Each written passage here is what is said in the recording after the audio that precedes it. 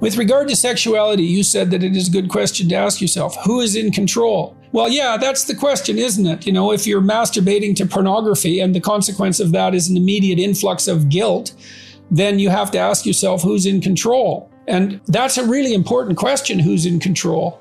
That's what terrified me about developing some psychoanalytic acumen, because once you realize that you're a house that many spirits can and do inhabit, and that many of them aren't you, and that many of them aren't working towards the purposes you might want yourself to be working to, that's the realization of the myth that you're embodying from the Jungian perspective. It's a very, very serious question.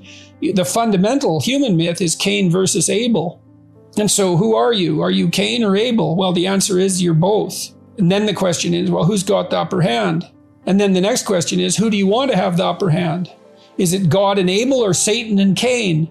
And that's a question that's just as germane to non-believers as it is to believers. And isn't that remarkable and appalling and overwhelming and terrifying all at the same time, if you have any sense of what it means? So if your behavior is embarrassing you, well, there's only two possibilities, isn't there? You shouldn't be so embarrassed. And I suppose the voice that says yes to all expression of human sexuality would say that your guilt and shame is merely the detrimental hangover of an oppressive patriarchy that's judgmental in its attitudes towards sexuality. Well, what would you use judgment to differentiate if it isn't sexuality? So I don't think that argument goes anywhere. You have to consult your own conscience. Like, I know the conscience can become an oppressive force on its own. That's the indwelling of the great tyrant, and Freud made much of that, a too oppressive superego. And I've certainly seen clients whose expression of healthy sexuality was inhibited by a too rigid superego. That can definitely happen. But that doesn't mean that all guilt about all forms of sexual expression constitutes a superego run amok. I mean, it doesn't take a genius to figure out that there was some relationship between the sexual revolution of the 1960s, which, according to Randy Thornhill, by the way, who's perhaps the world's top biological thinker on this particular topic, Thornhill believed that the liberalism of the 60s was a consequence, at least in part, and in large part, I should say, of the hygienic revolution of the previous 6 decades and more that enabled us to reduce the impact, at least in the West, of infectious diseases. And because we were much less prone to the transmission and receipt of infectious diseases, we could afford to be more liberal by the 1960s. So we got more sexually liberal. And what happened? AIDS. And I say that without prejudice. And what's the most effective means of facilitating the reproduction of a deadly virulent agent and its propagation through the population?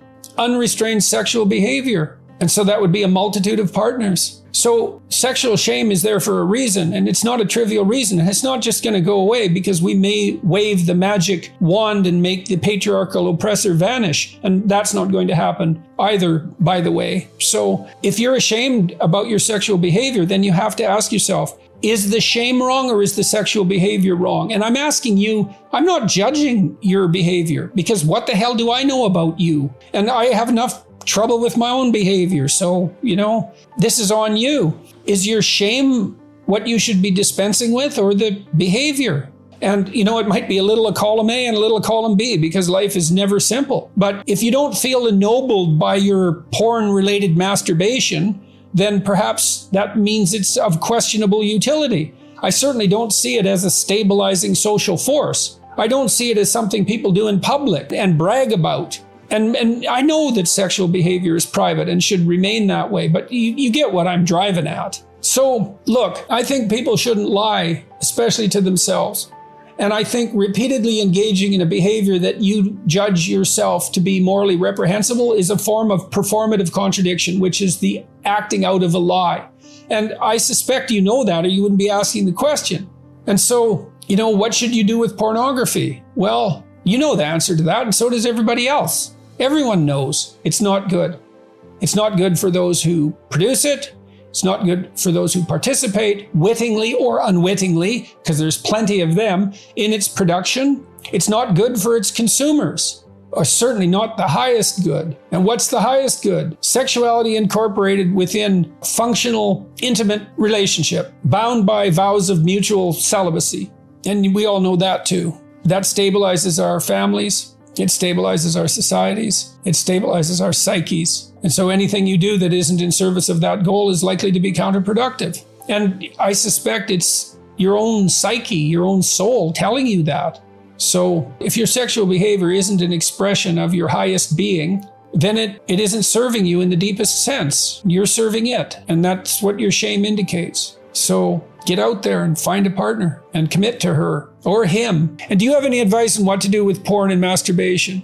The less porn, the better. That's my advice. But let's make that more specific. To the degree that use of porn and masturbation is undermining your sense of yourself and providing you with a dearth of motivational reasons to get out there and engage with a real partner, then it's definitely not in your best interest, and that's what your conscience is telling you. It's the expedient at the expense of the meaningful. Obviously, right? Obviously, there isn't any more obvious manifestation of the expedient at the expense of the meaningful than pornography and masturbation. And that's hardly a heroic path. So maybe the less of it, the better. I'm aware, by the way, of the statistics showing that the introduction of pornography into a community doesn't raise but lowers rape probability. I think that's a separate discussion from this, but I just want you to know I'm not ignorant of that.